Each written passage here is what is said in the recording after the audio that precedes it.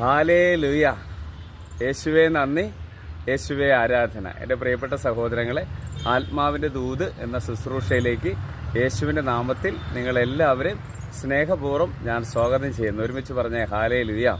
ഇന്ന് നമ്മൾ ഈ വീഡിയോ എടുക്കുന്നത് അർത്തിങ്കപ്പള്ളി മുറ്റത്ത് നിന്നാണ് അല്ലേ. ഇന്ന് നമ്മൾ പ്രത്യേകമായിട്ട് പ്രാർത്ഥിക്കുന്ന ഒരു നിയോഗം, ഈ ദിവസങ്ങളിൽ ഇന്റർവ്യൂവിൽ പങ്കെടുത്ത ഒരുപാട് മക്കളുണ്ട്. വിദേശത്തേക്ക് പോകാനും മറ്റു ജോലിക്ക് വേണ്ടിയിട്ടൊക്കെ ആവശ്യപ്പെട്ട് പ്രാർത്ഥിക്കുന്ന ഒരുപാട് മക്കളുണ്ട്. അവരുടെ നിയോഗത്തിന് വേണ്ടിയിട്ടാണ് നമ്മളിന്ന് പ്രാർത്ഥിക്കുന്നത്.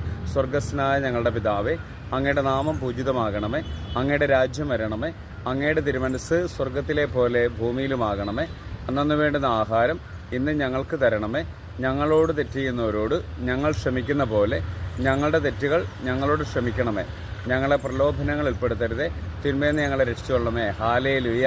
യേശുവേ നന്ദി, യേശുവേ ആരാധന. എൻ്റെ പ്രിയപ്പെട്ട സഹോദരങ്ങളെ, ഇന്ന് നമ്മൾ ധ്യാനിക്കുന്ന വചനഭാഗം വിശുദ്ധ മത്തായിയുടെ സുവിശേഷം 12-ാം അധ്യായം 44-ാം തിരുവചനം. ഞാൻ ഇറങ്ങിപ്പോന്ന എൻ്റെ ഭവനത്തിലേക്ക് തിരിച്ചു ചെല്ലും. അത് മടങ്ങി വരുമ്പോൾ ആ സ്ഥലം ആളൊഴിഞ്ഞ് അടിച്ചുവാരി സജ്ജീകരിക്കപ്പെട്ടു കാണുന്നു. ഹല്ലേലൂയ. 3 കാര്യങ്ങളാണ് ഈ വചനത്തിൽ പറയുന്നത് അല്ലേ. 1, ഞാൻ ഇറങ്ങിപ്പോയ എൻ്റെ ഭവനത്തിലേക്ക് തന്നെ തിരിച്ചു ചെല്ലും.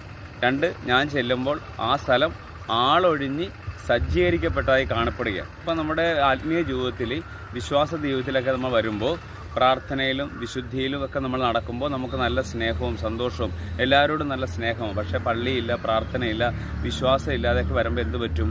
നമ്മുടെ ജീവിതം നശിച്ചു പോകും. അപ്പോൾ പറയുകയാണ്, ഞാൻ എൻ്റെ ഭവനത്തിലേക്ക് തിരിച്ചു ചെല്ലും. അപ്പോൾ എന്താണ്? ആ സ്ഥലം എനിക്ക് സജ്ജമാക്കി ഒരുക്കിയിരിക്കുക. ഇന്ന് ഈ ടോക്ക് കണ്ട് പ്രാർത്ഥിക്കുന്ന എല്ലാവരും ഈശോയുടെ നാമത്തിൽ അനുഗ്രഹിക്കട്ടെ എന്ന് പ്രാർത്ഥിക്കുന്നു. നിത്യം പിതാവും പുത്രനും പരിശുദ്ധാത്മാവിൻ്റെയും നാമത്തിൽ ആമേൻ.